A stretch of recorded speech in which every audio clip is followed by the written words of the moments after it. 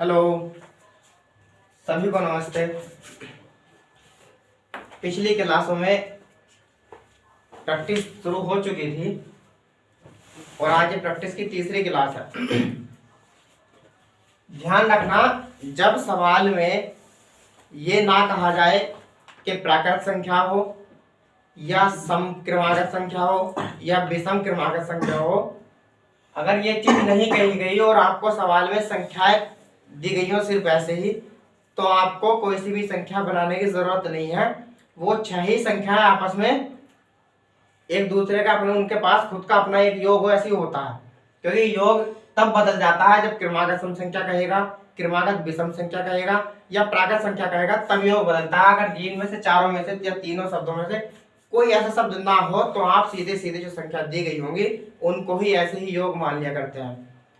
सवाल में औसत दिया होगा, पदों की संख्या दी होगी, मतलब हमें योग से है। सबसे पहला काम आपको योग निकालने का है, क्योंकि अगर योग नहीं निकलेगा आप सवाल नहीं कर सकते। और योग निकालने के दो तरीके हैं जो मैं लास्ट वीडियो में बता भी चुका हूँ, फिर दोबारा रिपीट कर रहा हूँ। मान लो 3 संख्या है आपके पास और हर एक का औसत 50 होगा, इनका योग निकालना है। तो आपका पहला तरीका ये होगा कि जो औसत है उस औसत को आप 3 बार जोड़ लो। जो आपका औसत है उसको उतनी बार जोड़ लो जितने की संख्या दी गई है, तो आपका औसत योग निकल कर आ जाएगा 150। दूसरा तरीका आपका योग निकालने का ये है, जितना आपको औसत दिया गया है उस औसत में और जितनी संख्याएं दी गई है उस संख्या से गुणा कर दो, तो भी आपके पास क्या आ जाएगा, योग निकल कर आ जाएगा। अब बात इनमें से आपको करना कौन सा है। जब संख्याएं कम हो तो आप ये तरीका कर लो या ये तरीका कर लो, कोई फर्क नहीं पड़ेगा, सही है दोनों। लेकिन जब संख्याएं ज्यादा हो जाए, जिस तरह से ये 3 संख्याएं ना हो करके अगर 10 हो जाए, तो आप 50 को 10 बार लिखोगे, इतना टाइम नहीं है। तो फिर आपको ये वाला तरीका अपनाना पड़ेगा। 50 से यानी कि औसत से गुणा कर देनी पड़ेगी 10 से, 50 और गुणा करनी पड़ेगी 10 से, और तब आपके पास योग निकल कर आ जाएगा 500। यही तरीका आपको अपनाना है, क्योंकि अगर आपके पास योग नहीं होगा तो आप सवाल नहीं कर पाओगे। अब मैं हर बार औसत और नहीं लिखूंगा, सिर्फ योग, पहली लाइन योग ही लिखूंगा। सवाल में कहा गया था कि 6 संख्याओं का औसत 30 है। 6 संख्याओं का औसत 30 है और इनमें से प्रथम 4 संख्याएं जो हैं उनका औसत 25 है तथा अंतिम 3 संख्याओं का औसत 35 है। इनमें से चौथी संख्या बतानी है कौन सी है।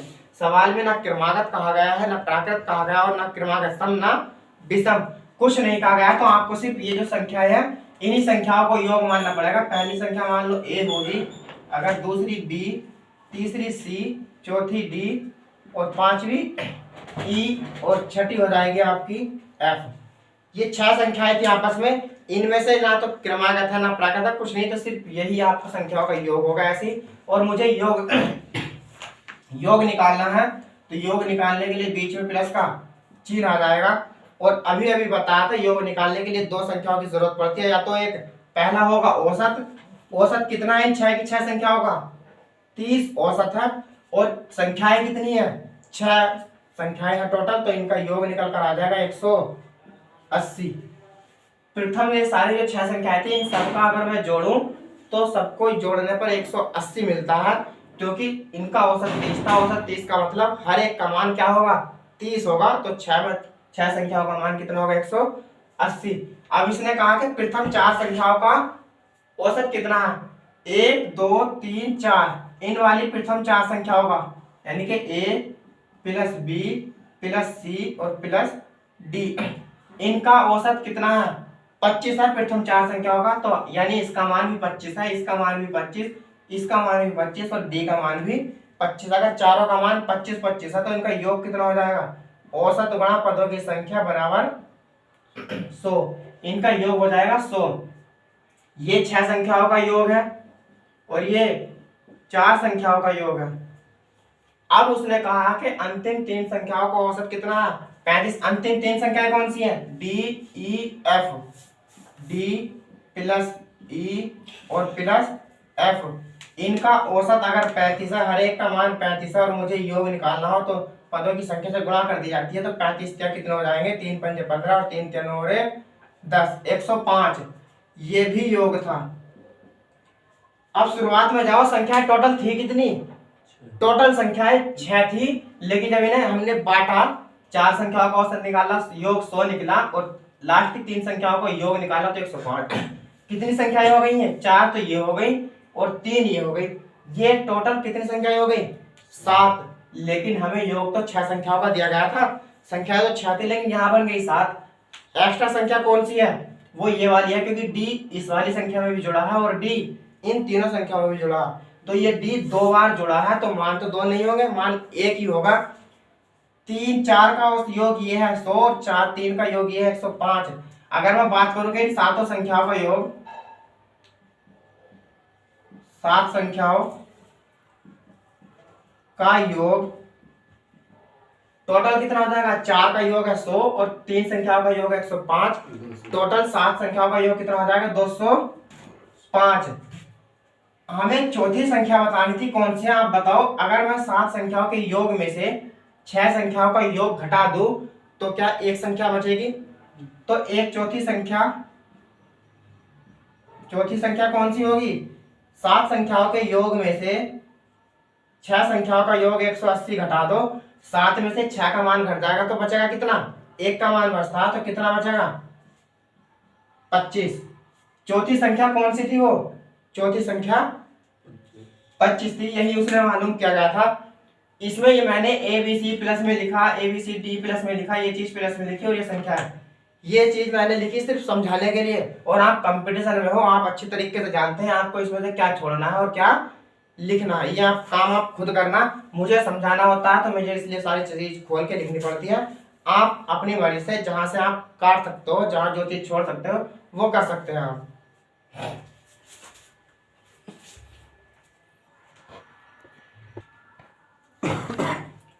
आज का दूसरा सवाल, 100 संख्याओं का औसत 44 है, 100 तथा 4 नई संख्याओं का औसत 50 है, तो इन 4 नई संख्याओं का औसत कितना है ये बताना है। औसत भी दिया हुआ है, संख्याएं भी दी गई है, क्या योग निकल जाएगा? योग आराम से निकल जाएगा। तो 100 संख्याओं का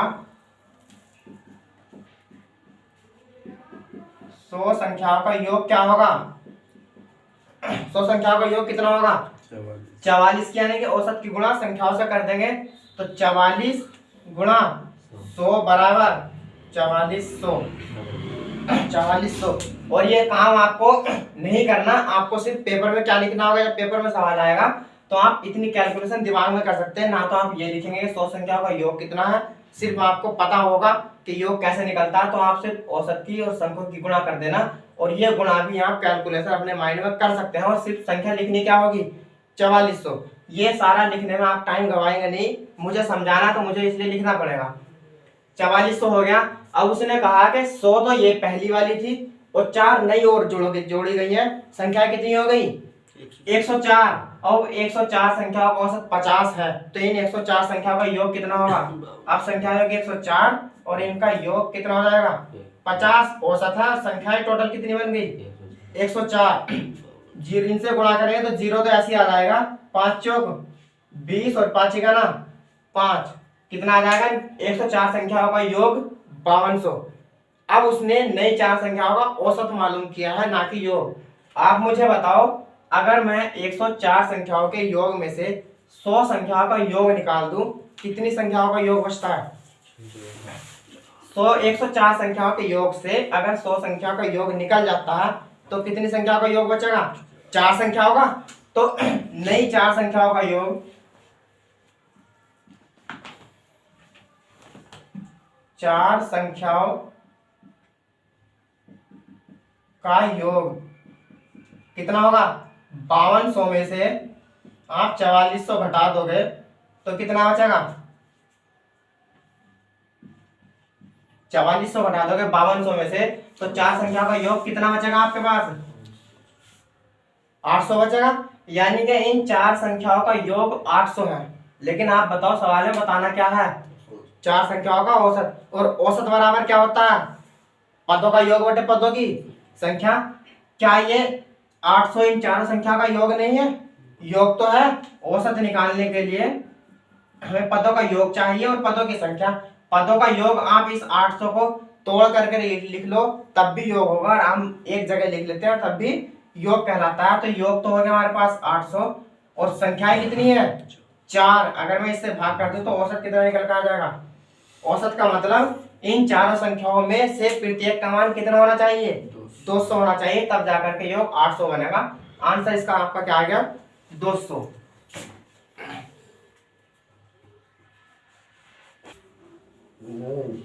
अगला सवाल है 3 संख्याओं का औसत 28 है। 3 संख्याओं का औसत 28 है। पहली संख्या दूसरी संख्या से आधी है। पहली संख्या दूसरी संख्या से आधी है तथा तीसरी संख्या दूसरी से दुगनी है। तो आपको तीसरी संख्या बतानी है कितनी है। इस पे ध्यान देना है कि पहली संख्या दूसरी संख्या से आधी है और तीसरी संख्या जो है वो दूसरी से दोगुनी है। इस पर ध्यान देना है और बताना है।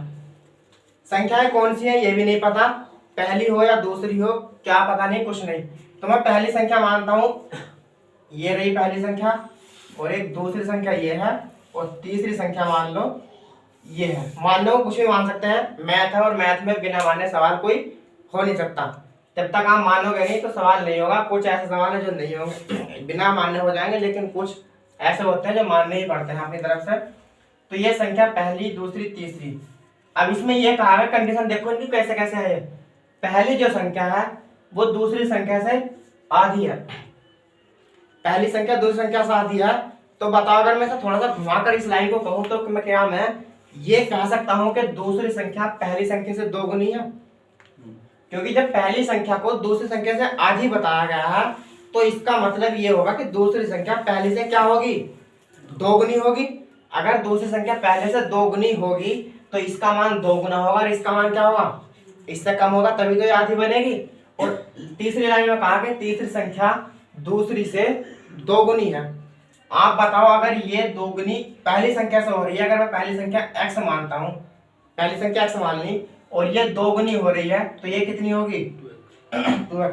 क्योंकि सवाल में ये नहीं कहा गया कि पहली संख्या से दोगुनी है दूसरी संख्या, लेकिन ये कहा गया है कि पहली जो संख्या है वो दूसरी संख्या से क्या है आधी। और इस लाइन को अगर मैं घुमाकर कहूं तो मैं ये कह सकता हूं कि दूसरी संख्या पहली संख्या से क्या होगी दुगनी होगी।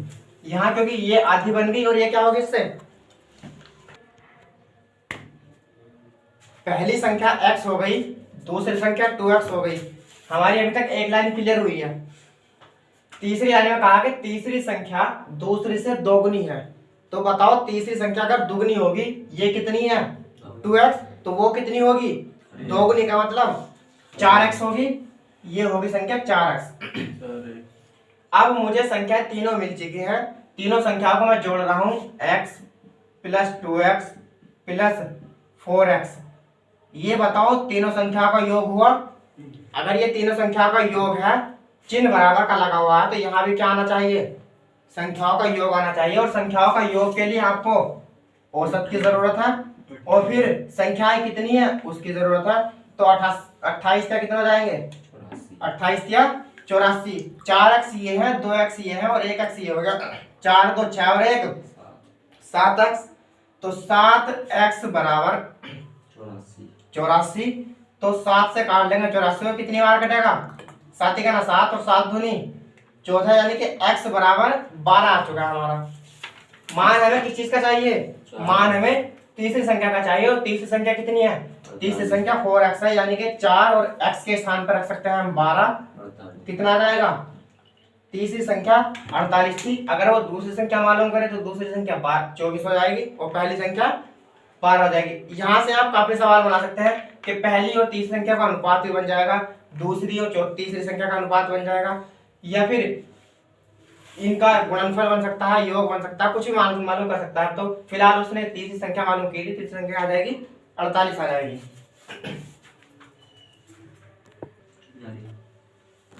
अगला सवाल है, 3 संख्याओं में से पहली संख्या दूसरी से दोगुनी तथा तीसरी संख्या की आधी है। यदि तीनों संख्याओं का औसत 56 हो तो पहली तथा तीसरी संख्या का अंतर कितना होगा, ये बताना है। पहली सवाल में भी 3 संख्याएं थी और उसमें भी 2 गुना 3 गुना और आधी कहा गया था और इसमें भी यही कहा गया है। थोड़ी सी लैंग्वेज घुमा दी गई है और कहा गया है कि पहली जो संख्या है वो दूसरी संख्या से 2 गुनी है। दूसरी संख्या से 2 गुनी का मतलब अगर इसमें ये पहली दूसरी संख्या x होगी तो इससे 2 गुनी कौन संख्या है? पहली संख्या। तो ये क्या हो जाएगी? 2 गुनी तभी तो होगी, तो ये 2 गुनी हो गई 2x हो गया। अगली लाइन में कहा गया है उसने कि दूसरी संख्या से तो 2 गुनी हो गई है पहली संख्या, लेकिन तीसरी संख्या की आधी है। अब मैं तीसरी संख्या की आधी है इस लाइन को थोड़ा सा घुमा रहा हूं और मैं ये कहूं कि तीसरी संख्या पहली संख्या की 2 गुनी है, कह सकता हूं या नहीं? क्योंकि जब पहली संख्या तीसरी से आधी हो रही है तो तीसरी संख्या पहली संख्या की 2 गुनी होगी, तभी तो आधी होगी। तो 2 गुनी का मतलब ये अगर 2x है तो ये क्या होगी? ये 4x होगी। ये 2x है तो ये 4x होगी। पहली संख्या से दुगनी कौन सी संख्या बन गई? तीसरी संख्या। और पहली संख्या दूसरी संख्या क्या थी? 2 गुनी थी। तीनों कंडीशन सेम है। अब मैं तीनों संख्या को जोड़ रहा हूं 2x plus x plus 4x बराबर, ये तीनों संख्याओं का योग हो चुका है। और योग के लिए आपको क्या चाहिए? एक तो संख्या औसत चाहिए और संख्या कितनी है वो चाहिए। संख्या कितनी है? 3। तो कितना आ जाएगा ये? 3 छंग 18 का 8 से लगे 1, 3 पंजे 15 और 1 16, 4 5 और 2 7x बराबर कितना आ जाएगा? 168। 7 से काटना, इसे कितनी बार कटेगा ये? 7 दूनी 14 बचे 2 हो गया कितना? 7 चौक 28। x का मान 24 आया है, लेकिन उसने कहा है कि तीसरी संख्या और पहली संख्या के बीच में अंतर कितने का वो बताना है। तो बताओ पहली संख्या कितनी है? 2x। और चौथी संख्या कितनी है? तीसरी संख्या कितनी है? 4x। इनके बीच में अंतर कितने का आ रहा है? इनके बीच में अंतर आ रहा है 2x का। आप बताओ अगर 1x का मान 24 है तो 2x का मान कितना होगा?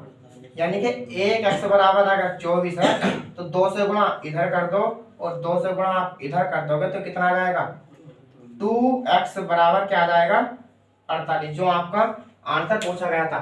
ये सिर्फ समझाने के लिए क्या है, आप इतना काम बिना कैलकुलेशन के कर सकते हैं, क्योंकि हमें दिख रहा है संख्या 4x थी तीसरी और 2x थी पहली, इन दोनों के बीच में 2 का अंतर है। एक का मान अगर 24 है, 2 का मान कितना हो जाएगा? 48 हो जाएगा। ये आपका आंसर है।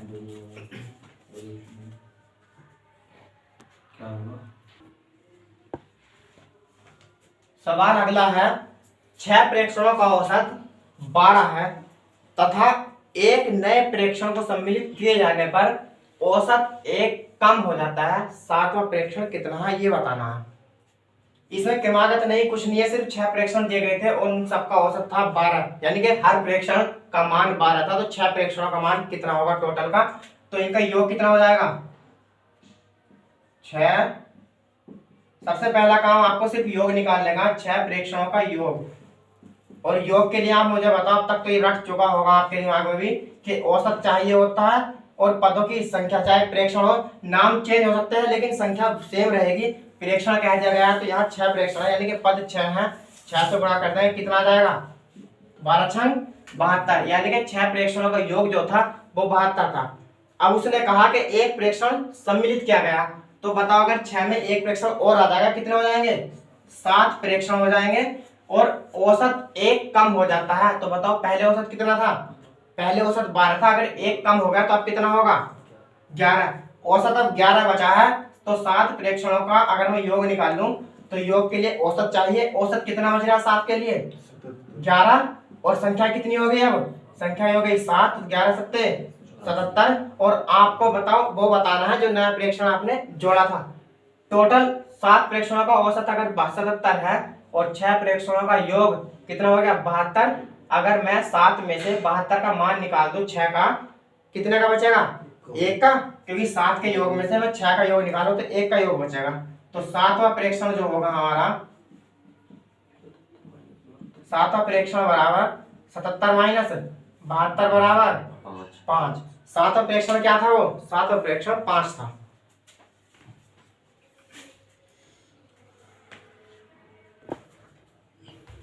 अगला सवाल है, फिर से 6 प्रेक्षण दिए गए हैं और इनका औसत आपके चेंज कर दिया गया है। वो कितना है? 45.5। 6 प्रेक्षणों का औसत 45.5 है।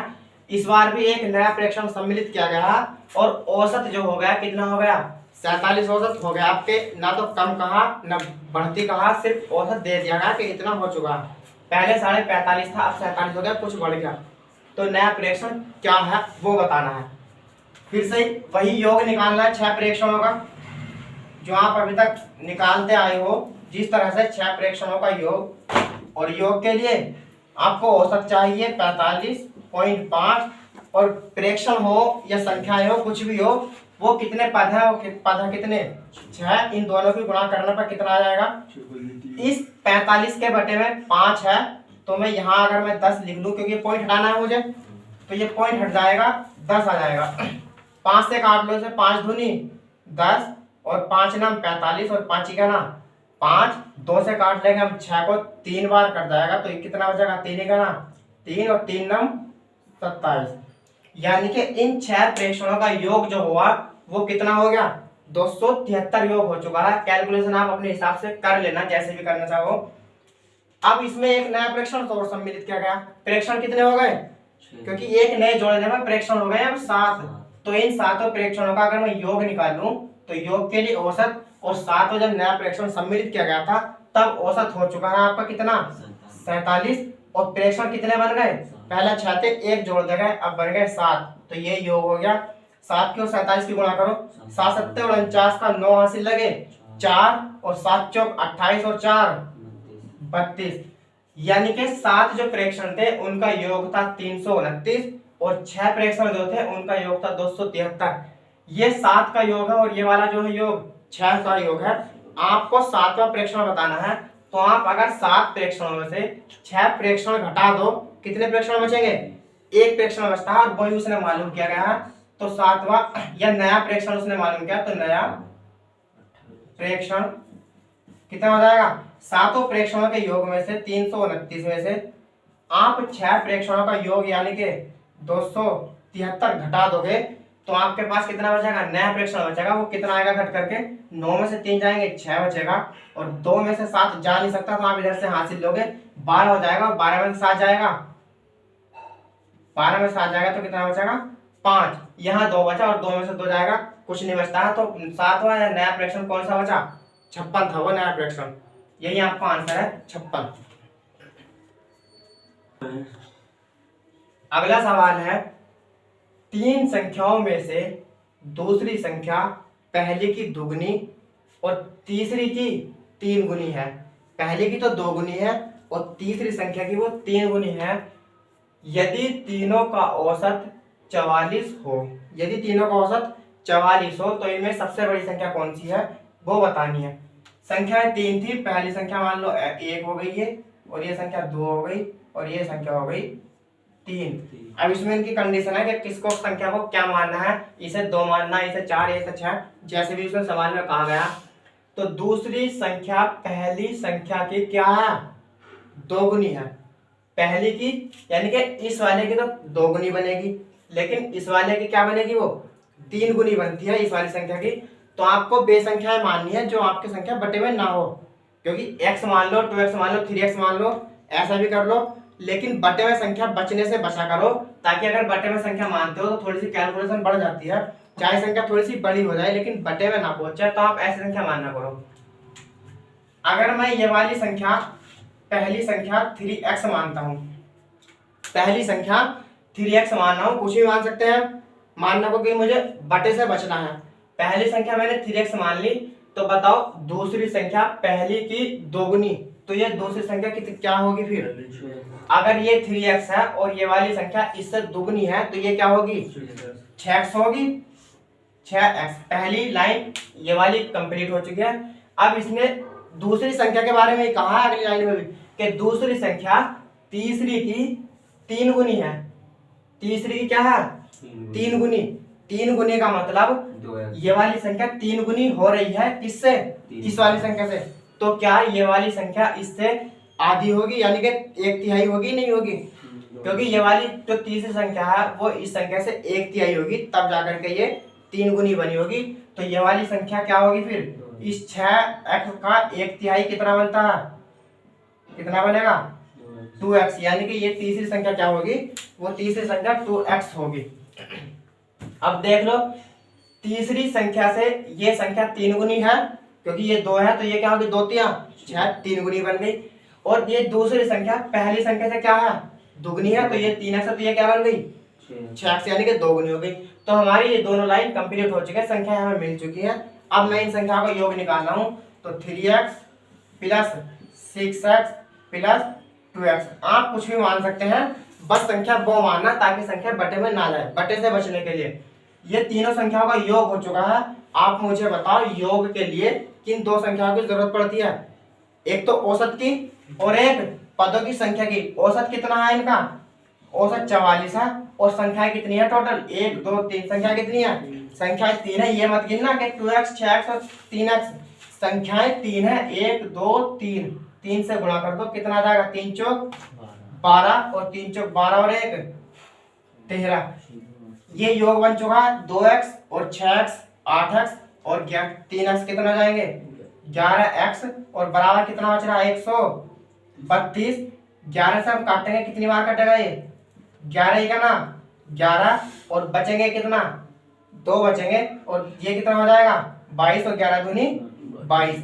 x बराबर हमारा मान कितना आया, 12 हमारा x बराबर है। उसने क्या मालूम किया कि सबसे बड़ी संख्या कौन सी है, बताओ इनमें से सबसे बड़ी कौन सी है, सबसे बड़ी तो 6x है। तो x का मान अगर 12 है तो 6x का मान चाहिए, तो 6, इस x के स्थान पर आप 12 रख दोगे, कितना आ जाएगा, 12 छंग 72। बड़ी संख्या क्या थी, 72 थी। छोटी संख्या मालूम कर, तो छोटी संख्या कितनी बननी थी, x बराबर 12, छोटी संख्या ये थी, तो 24 आया था। आपका आंसर 72 है। 64 हो यार। अगला सवाल है, x1 x2 x3 और x4 का औसत 16 है, और x2 x3 x4 के योग का आधा क्या है, 23 है। तो आपको x1 का मान बताना है, x1 का मान कितना है। मैं इन सबका योग निकाल रहा हूं, क्योंकि इसमें औसत दिया होगा, संख्या का मान दिया होगा, संख्या कितनी है, आपको मतलब योग से है, और योग कैसे निकालते हैं आप अब तक समझ चुके होंगे। हर संख्या में योग निकल रहा है, और योग निकालने के लिए आपको 2 संख्या की जरूरत पड़ती है। पहली औसत होना चाहिए, और दूसरी पे संख्याएं होनी चाहिए, जितनी संख्याओं का वो औसत होता है। तो मैं इनका योग निकाल रहा हूँ, x1 प्लस x2 और plus x3 plus x4। Total संख्या कितनी हो गई है, 1 2 3 4, टोटल संख्या 4 हो गई है। ये हो चुका है आपका योग। और योग निकालने के लिए आपको औसत चाहिए, जो कि औसत कितना है, 16, और गुणा में वो संख्या चाहिए जितनी वे संख्याएं हैं। संख्याएं कितनी है टोटल, संख्या है 4, तो टोटल कितना हो जाएगा, 16 चौका 64, यानी कि x1 x2 x3 और x4 को अगर जोड़ा जाए तो मान 64 मिलता है। अब उसने अगली लाइन कहा है कि x2 और x3 और x4, x2 x3 x4 का योग, तो योग अगर प्लस का चिन्ह लगा दे, योग बना, योग का आधा। आप मुझे बताओ, अगर आपके पास टोटल 20 रुपए हो और मैं आपसे कहूं कि आपके पास इसके आधे कितने होंगे, तो आप मुझे बताओ आधे कैसे निकाल लोगे। वो टोटल 20 रुपए हैं आपके पास, और आप मुझे ये बताओ कि इसके आधे रुपए आपके पास कितने बचेंगे, कितने बचेंगे, 10 रुपए बचेंगे। आपके पास 10 रुपए आया होगा कि इसके आधे 10 रुपए होंगे, और वे 10 रुपए आपने तभी निकाले होंगे जब आपने इस 20 को 2 से भाग की गई होगी। कोई और तरीका नहीं है कि इस 20 को आधा करने के लिए, 2 के अलावा कोई और तरीका है नहीं, क्योंकि 2 ही एक ऐसी संख्या है जो किसी भी संख्या को आधा कर सकती है, बाकी और संख्या आधा नहीं कर सकती, सिर्फ 2 है। तो आपने इसे आधा करने के लिए 2 से भाग की। तो आप सेम इसी तरीके से बताओ, x2 x3 और x4 का आधा, तो आधे का मतलब क्या है, इनके योग का आधा तो 2 से भाग करनी पड़ेगी। 2 से भाग करने पर क्या बनता है, 23 बनता है। इनका आधा 23 बनता है। तो आप बताओ, जब आधा 23 है तो पूरा कितना होगा, पूरा तो 46 होगा। तो इस 2 की गुणा, ये आपको समझाने के लिए लिखा गया था, आपको सीधे सीधे ये करना था। अगर आधा मान 23 है तो पूरे का मान कितना होगा, पूरे का मान 46 होगा। तो x2 मैं यही लिख रहा हूँ, ये लाइन काट दे रहा हूँ। अब ये समझ में आ गया होगा आपके 2 कहाँ से गया कहाँ जाएगा।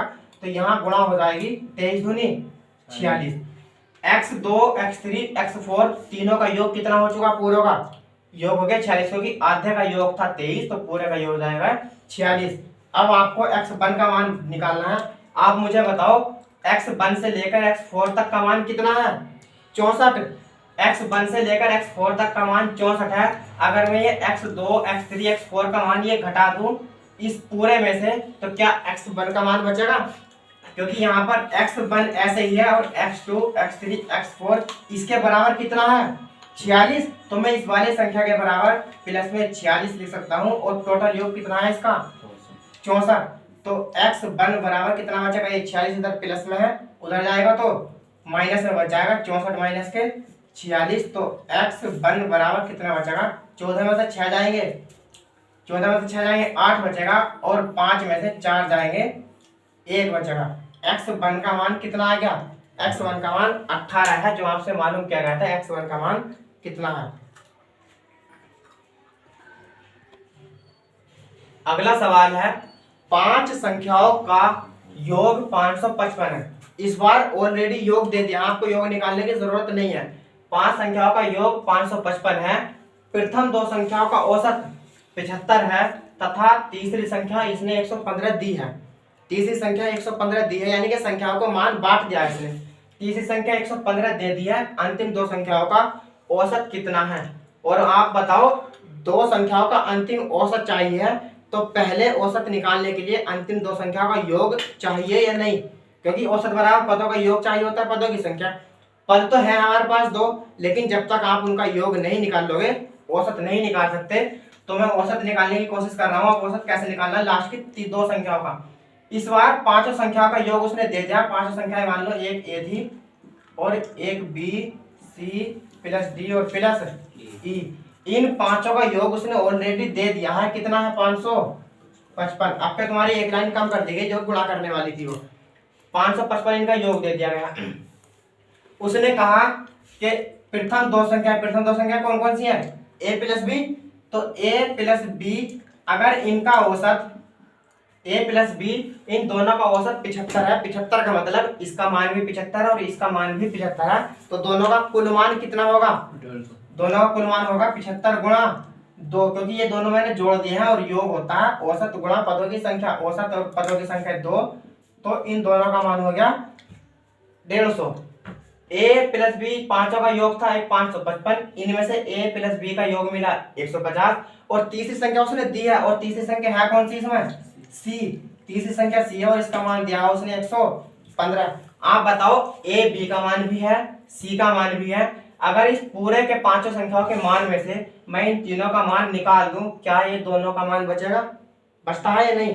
तो डी और ई का मान चाहिए मुझे ए प्लस बी प्लस सी। बताओ ए प्लस बी कितना है 150। तो मैं ए प्लस बी के स्थान पर 150 रख रहा हूँ। प्लस सी के बराबर कितना है 115 और प्लस में बच रही है आपके पास डी प्लस ई और बराबर में क्या है 555। तो डी और ई प्लस में है ये और इधर ये 555 रखा है। ऐसे ही आप इन दोनों को जोड़ोगे कितना होगा 100 और 100 250 और 15 कितना हो जाएंगे 65। तो 265 इधर प्लस के हैं तो उधर कहीं में जाएंगे 265 जाएंगे माइनस के।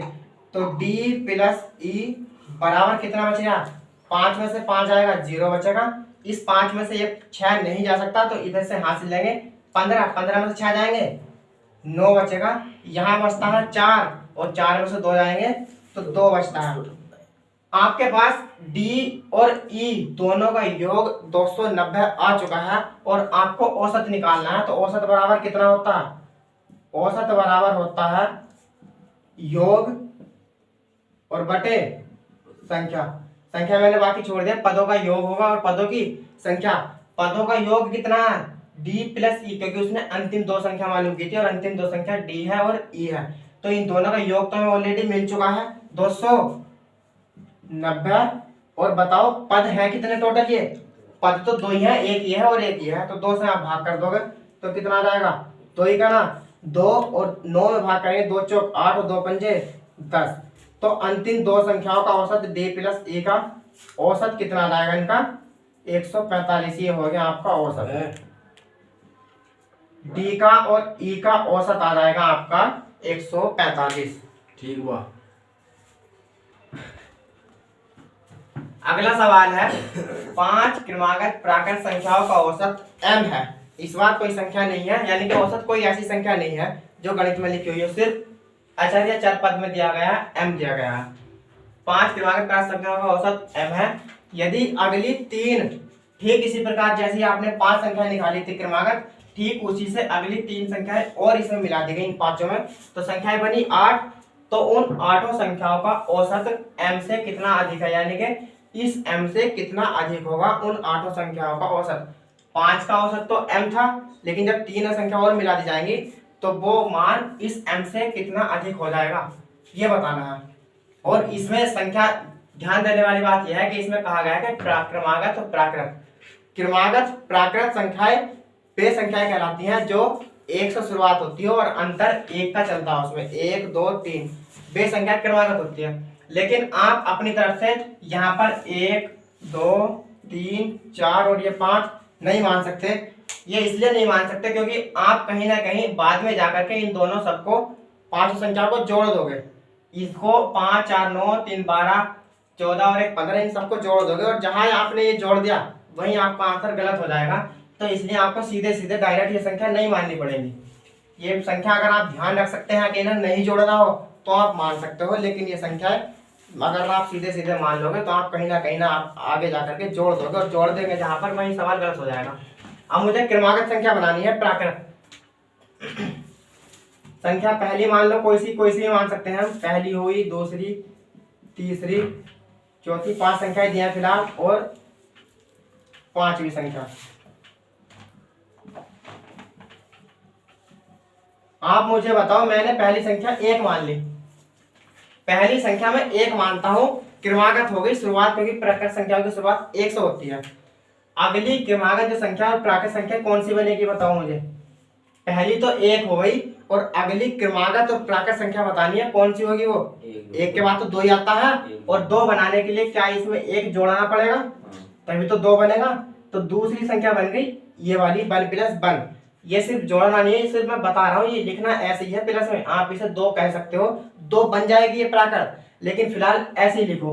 अगली संख्या बनानी है मुझे प्राकृत तीसरी। तो दूसरी संख्या में, पहली तो दूसरी संख्या तो बनी थी ये हमारी। अब जब आपके पास बताओ अगर दूसरी संख्या प्राकृत 2 है, अगली संख्या आपको तीसरी संख्या बनानी हो, तो उसमें 1 ही तो जोड़ोगे फिर से, तभी तो 3 बनेगी। तो 3 बनाने के लिए इसमें फिर से मैं 1 जोड़ दूंगा, और इसका मतलब पहली संख्या तो 1 ही थी, ये इस वाले 1 में कितना जोड़ा गया था, 1 और 1 2 जोड़ा गया, तब जाकर के आपके पास तीसरी प्राकृत संख्या बनी।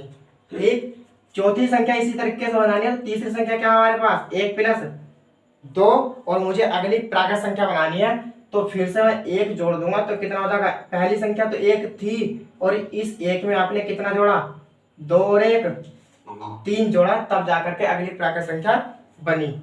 चौथी संख्या है, तीसरी संख्या तो ऐसे ही थी 1 + 3, और चौथी संख्या बनानी हो तो इसमें फिर से आप 1 जोड़ोगे, क्योंकि प्राकृत संख्याओं में अंतर कितने का चलता है, 1 का अंतर चलता है, तो 1 हो जाएगा। और ये जो संख्या बनेगी, पहली वाली जो संख्या थी ये ऐसे ही चलती चली आ रही है, इस पहली संख्या में ही संख्या जोड़ते चले आ रहे हैं, तो इसमें कितना जोड़ा होगा आपने, 4 जोड़ा होगा, तब जाकर के आपके पास प्राकृत संख्या चौथी बनी होगी। तो पहली थी 1, दूसरी संख्या बनाने के लिए आपने इस 1 में 1 जोड़ा, तीसरी संख्या बनाने के लिए आपने इस 1 में यानी पहली संख्या में 2 जोड़ा, और चौथी संख्या बनाने के लिए आपने पहली संख्या में 3 जोड़ा गया है, और 5वीं संख्या बनाने के लिए पहली संख्या में क्या जोड़ा गया, 4 जोड़ा गया। ठीक इसी तरीके से आपको पहली संख्या, दूसरी संख्या, तीसरी संख्या और चौथी संख्या, और ये बनेगी आपकी 5वीं संख्या। वहां मैंने पहली संख्या 1 माना था, यहां मैं पहली संख्या x मान रहा हूं। पहली संख्या क्या हो गई, x होगी मान लो। तो बताओ, जब दूसरी संख्या बनाई थी, क्या आपने दूसरी संख्या बनाने के लिए पहली संख्या में 1 जोड़ा था, पहली संख्या में 1 ही तो जोड़ा था। तो दूसरी संख्या बनाने के लिए क्या मैं पहली संख्या x में 1 जोड़ दूं तो दूसरी संख्या प्राकृत बन जाएगी। ठीक, तीसरी संख्या, यहां आपने तीसरी संख्या बनाने के लिए दूसरी संख्या में यानी कि पहली संख्या में क्या जोड़ा था, 2 जोड़ा था। तीसरी प्राकृत क्रमागत संख्या बनाने के लिए आपने पहली संख्या में क्या जोड़ा है, यहाँ पर 2 जोड़ा है, तो यहाँ तीसरी संख्या बनाने के लिए पहली संख्या कितनी है x, तो इसमें कितना जोड़ दूं मैं 2 जोड़ दूं तो तीसरी संख्या बन जाएगी। इसी तरीके से चौथी संख्या जब बनाई आपने तो पहली संख्या में यानी कि इस एक में क्या जोड़ा 3 जोड़ा, तब जाकर के चौथी संख्या बनी। तो यहाँ पहली संख्या x है, इसमें कितना जोड़ दूं 3 जोड़ दूंगा, क्या बन जाएगी चौथी प्राकृत संख्या बन जाएगी क्रमागत। पांचवी संख्या बनाने के लिए आपने पहली संख्या यानी कि एक में कितना जोड़ा 4 जोड़ा, तो यहाँ पर पांचवी संख्या बनाने के लिए पहली संख्या में क्या जोड़ दूं 4 जोड़ दूं। पांचों संख्याएं क्या बन चुकी हैं, ये प्राकृत तो क्रमागत बन चुकी हैं, 1 2 3 4 5 ये क्रमागत बन चुकी है। अब मैं इनका योग निकालता हूँ। इनका योग निकालना हूं तो x प्लस 1 और प्लस x प्लस 2 और प्लस x प्लस 3 और plus x plus 4, x plus 1 x plus 2 x plus 3 और x प्लस 4। अगर ये योग हो चुका है तो बताओ योग निकालने के लिए आपको किन दो चीजों की जरूरत पड़ती है। योग निकालने के लिए आपको औसत की और संख्याएं कितनी है उसकी जरूरत पड़ती है। तो ये पांचों संख्या का योग हो चुका है और इधर भी योग निकालना, तो बताओ योग है कितना औसत तो कितना है m, क्योंकि योग निकालने के लिए औसत की और संख्याएं कितनी है उसकी जरूरत पड़ती है। तो औसत है m और संख्याएं कितनी है 5, तो इनका योग हो जाएगा 5m, इनका योग हो जाएगा 5m। 1 2 3 4 5 कितने x है ये 5x, तो ये हो जाएगा 5x प्लस 4 3 7 और 2 9 और 1 10 बराबर कितना चल रहा है 5m। 5x बराबर 5x प्लस 10 बराबर हो जाएगा 5m। 5x ये ऐसे ही रखा है यहाँ पर 5x, या इसमें से कॉमन ले लो, यहाँ से अगर मैं कॉमन ले लूँ 5 तो यहाँ कितना बचेगा x प्लस के 2 बचेगा। यहाँ से मैंने 5 कॉमन ले लिया तो x प्लस के 2 बचा और बराबर में कितना बच रहा है 5m बच रहा है, बराबर में 5m। और आप बताओ ये दोनों प्लस में है या गुणा में है, ये दोनों तो गुणा में है, तो इस वाले 5 से ये 5 कट जाएगा, x प्लस 2 बराबर कितना बच रहा है m बच रहा है। तो x बराबर कितना बचेगा m, और ये 2 प्लस का इधर जाएगा तो इधर जाएगा तो माइनस का बन जाएगा। तो यानी कि x का मान कितना आ गया हमारे पास m माइनस के 2, और x हमने क्या मानी थी, x हमने पहली संख्या मानी थी, तो पहली संख्या का मान m माइनस के 2 होगा। अब मुझे 8 संख्याओं का निकालना, क्योंकि ये तो 5 संख्याएं थी, ठीक। अब मुझे 8 संख्या बनानी है आगे को, तो बताओ ठीक इसी तरीके से अगर मैं 8 संख्या बनाता हूँ तो पांचवी तो ये थी, छठी संख्या है, पांचवी संख्या में पहली संख्या में 4 जोड़ा था, तो छठी संख्या बनाने के लिए पहली संख्या में क्या जोड़ दूंगा 5, और सातवीं संख्या बनाने के लिए पहली संख्या में क्या जोड़ा जाएगा 6, और इसी तरीके से आठवीं संख्या बनाने के लिए पहली संख्या में क्या जोड़ा जाएगा 7। ये बन गई है आपकी 8 संख्या, क्योंकि उसने 3 संख्या और जोड़ी थी और मैंने भी 3 संख्या आगे को और जोड़ दी है। अब ये बन गई 8 संख्याएं। अब इनका औसत कितना निकलेगा वो बताना है, और औसत के लिए पदों की संख्या का योग और टोटल पदों की संख्या, तो योग मिल जाएगा इन्हें जोड़ने पर, और संख्या मिलेंगे कितनी 8 संख्याएं होगी। अब यहाँ आपके पास x बराबर m माइनस के 2 मिला है, जहां जहां x लिखा हुआ है वहां वहां m माइनस के 2 लिखना पड़ेगा। आपको कितना लिखना पड़ेगा m माइनस के 2। ये x था तो x के बराबर में मैं लिख दूंगा m माइनस के 2, ये बनी पहली संख्या, ठीक।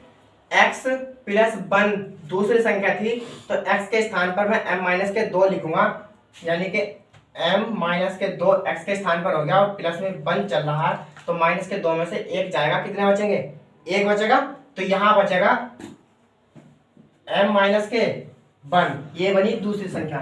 तीसरी संख्या m माइनस के 2 था और x के स्थान पर मैं m माइनस के 2 लिखूंगा, और प्लस का 2 है, 1 माइनस का 2 और 1 प्लस का 2, प्लस के 2 से माइनस का 2 कट जाएगा, बचा कितना सिर्फ ये m बचेगा, जैसे कि ये x के स्थान पर m माइनस के 2 और प्लस का 2 और 2 से 2 कट जाएगा, कितना बच रहा सिर्फ m बच रहा है, तो मैं ये हटा रहा हूँ और यहाँ बचा m। संख्या कौन सी बनी है तीसरी संख्या बनी नहीं। अब चौथी संख्या बनाओ, यहाँ पर x प्लस 3 और x के स्थान पर m माइनस के 2 लिखा जाएगा और प्लस में 3 रहेगा, तो 3 में से माइनस का 2 जाएगा, कितना बचेगा प्लस का 1, क्योंकि प्लस के 3 जाते थे, तो यहाँ चौथी संख्या बनेगी m प्लस के 1 चौथी संख्या बनेगी। कैसे बनी? x के स्थान पर रख रहा हूं मैं ये m माइनस के 2 और 3 प्लस में चल रहा है, 3 में से 2 जाएंगे तो 1 बचेगा और m प्लस का 1 क्योंकि प्लस के ज्यादा है तो m प्लस का 1 बन जाएगा चौथी संख्या। अब ये पांचवी संख्या 1 2 3 4 पांचवी संख्या बनानी है। x के स्थान पर रख रहा हूं मैं m माइनस के 2 और प्लस में कितना है 4, 4 में से 2 जाएंगे तो कितने बचेंगे 2, यानी कि m माइनस के m प्लस के 2 क्योंकि 4 प्लस का ज्यादा था तो यहाँ अगली संख्या बनेगी m प्लस के 2। तो देखो यहाँ से m शुरुआत हुई m प्लस 1 m प्लस 2 तो अगली संख्या कितनी बनेगी m प्लस 3 और ये वाली संख्या कितनी बनेगी m प्लस 4 और ये संख्या कितनी बनेगी m प्लस 5 क्योंकि यहाँ पर 7 में से 2 चले जाएंगे तो कितने बचेंगे प्लस के 5, 1 2 3 4 5 6 7 8 कितनी संख्या होगी टोटल 8 संख्या होगी और इनका औसत निकालना है तो पदों का योग बटे पदों की संख्या और योग के लिए आपको इनके बीच में क्या लगाना पड़ेगा प्लस का चिन्ह लगाना पड़ेगा तभी योग निकलेगा। और औसत निकालने के लिए पदों का योग तो हो चुका है, पदों की संख्या टोटल है कितनी 8 टोटल संख्या है पदों की 8, 1m 2m 3 4 5 6 7 8 कितने m हो रहे हैं 8m। अब देख लो 5 और 4 9 9 और 3 12 12 और 2 14 14 और 1 15 प्लस के तो है 15। अब माइनस के देख लो, माइनस का एक ये था और माइनस के 2 ये हैं। माइनस माइनस क्या होते हैं प्लस, लेकिन चिन्ह किस चीज का आएगा माइनस का, तो माइनस के 2 और माइनस का 1 कितने हो जाएंगे 3 और चिन्ह आएगा माइनस का, तो 15 में से 3 जाएंगे कितने बचेंगे 12। तो यहाँ पर बचता है प्लस के 12 क्योंकि 15 प्लस के ज्यादा थे और बटे में क्या चल रहा है हमारा बटे में चल रहा है 8। यहाँ से मैं 8 कॉमन ले रहा हूँ, ऊपर से 8 कॉमन ले ले तो यहाँ कितना बचा सिर्फ m और प्लस 8 से मैंने कॉमन ले लिया तो इस 12 को मैं 8 से जब भाग करूंगा, कॉमन लेने का मतलब भाग ही तो करना होता, तो 8 ही का ना 8 12 में से 8 गए 4 बचे और 4 में भाग नहीं जाएगी तो आप पॉइंट लगाओगे और 4 के आगे 0 लिखोगे कितना हो जाएगा 40, 8 पंजे 40 और बटे में क्या चल रहा है 8, 8 से 8 कटा बचा कितना m प्लस के 1.5। तो आप बताओ पहले औसत 5 संख्याओं का कितना था m और अब इन 8 संख्या का औसत कितना है m प्लस के 1.5, तो m से कितना ज्यादा आ गया हो 1.5, तो m से 1.5 ज्यादा था, ये आपका आंसर है 1.5 m से जो था, क्योंकि आपके पास अगर 20 रुपए हुए, आपके पास अगर 20 रुपए है और दूसरा लड़का उसके पास अगर 25 रुपए हुए और यहाँ आपसे मैं कह दूं कि 20 और 5 25, ये 5 रुपए तो ज्यादा है, आपके पास 20 रुपए थे, आपके बराबर वाले के पास 25 रुपए हैं, तो मैं कहूं कि उस वाले दूसरे लड़के के पास आपसे कितने रुपए कम है या आपके पास उस लड़के से कितने रुपए ज्यादा है, तो आप 20 में 5 जोड़ दोगे तो 25, यानी कि 5 रुपए तो ज्यादा है, तो 5 रुपए ज्यादा का मतलब m था पहले औसत, अब इसमें 1.5 बचा है, तो ये जो 1.5 यानी कि 1.5 हुआ, यही तो ज्यादा हुआ m से, तो m से कितना ज्यादा हुआ गया 1.5 ज्यादा हो गया 8 संख्याओं का औसत। ये इसका आपका आंसर आ चुका है। आज के लिए इतना ही काफी है। ये सवाल अगर समझ में नहीं आया हो तो कोशिश दोबारा वीडियो रोक करके एक बार खुद कोशिश करना। जब किसी टीचर के द्वारा कोई सवाल समझ में नहीं आता हो तो फिर एक ही तरीका बचता है, वो तरीका आप खुद हो, जब तक आप खुद से नहीं करोगे सवाल समझ में नहीं आएगा। एक बार खुद कोशिश करना कहाँ से कैसे क्यों आए थे संख्याएं, तब आपके समझ में आ जाएगा। क्योंकि अगर यहाँ s का मान कोई और संख्या बन जाती एक ही अंकों की तो आप आसानी से निकाल सकते थे, लेकिन m माइनस के 2 बचा है, तो ये चीजें सारी करनी पड़ेंगी आपको, और जब तक ये नहीं करोगे आप औसत नहीं निकाल सकते। और जब तक औसत नहीं निकलेगा 8 का कितना है 8 संख्याओं का, तो आप ये भी नहीं पता कर सकते वो m से कितना ज्यादा है। तो आज के लिए ज्यादा बात ना करते हुए इतना ही है। लाइक शेयर सब्सक्राइब आप तब करना जब आपका मन करे कि हाँ मुझे करना चाहिए, क्योंकि अगर आपके सामने इस तरह के सवाल आते हैं और आप कर सकते हो तो आप वहां पर लाइक शेयर और सब्सक्राइब करना। अगर नहीं कर सकते हो तो फिर मर्जी आपकी है। बस सिर्फ वीडियो में कमेंट्स में ये जरूर बताना कि आपको वीडियो कैसी लगी और आपको इस वीडियो में से कितना समझ में आ रहा है कितना समझ में नहीं आ रहा। जरूरी ये है, लाइक शेयर सब्सक्राइब से मतलब नहीं है, सिर्फ आप कमेंट्स में ये बताना आपको वीडियो कैसी लगी। अगर आपको खुद ही वीडियो अच्छी लगेगी, सवाल समझ में आएंगे, तो आपका मन खुद करेगा ये तीनों चीज़ करने का, लाइक करने का, शेयर करने का और सब्सक्राइब करने का। बाकी आपसे कल मिलते हैं फिर नए अंदाज में। Thank you.